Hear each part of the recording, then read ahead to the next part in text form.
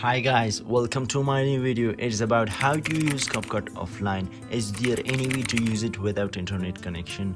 Is there any user data file available for CapCut? Answer is yes. You can use CapCut offline without any network or internet connection. Watch the full video and you will be able to use CapCut for PC offline. So let's start. First go to local disk C, then just click on users folder. Now click on your admin. So mine is Ahmadzai. Now just double click on it. You have to find here a folder named app data. So in most computers this folder is hidden.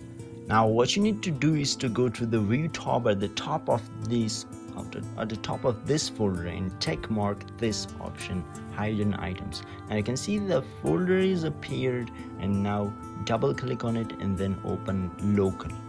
Now just find CapCut here and double click on it, and this is the user data folder where all your downloaded materials and stuffs are here, right in this folder. Now if you want to use CapCut offline and with all downloaded materials, then just open this folder and use WinRAR to archive these files. But wait, keep in mind that you already downloaded CapCut materials. I mean filters, effects, audio, templates, and so on.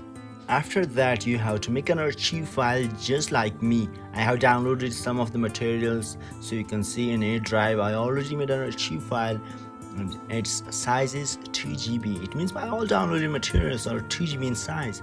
Now whenever I install a new Windows, then I will already have downloaded my CapCut materials and I don't need to download it again. Just copy the archive file and paste it in the user data folder of CapCut. One thing else to remember is that whenever you open CapCut you need at least one time internet connection. So when everything loaded, then disconnect your internet connection, and that's it for now guys. Hopefully you guys found this video helpful.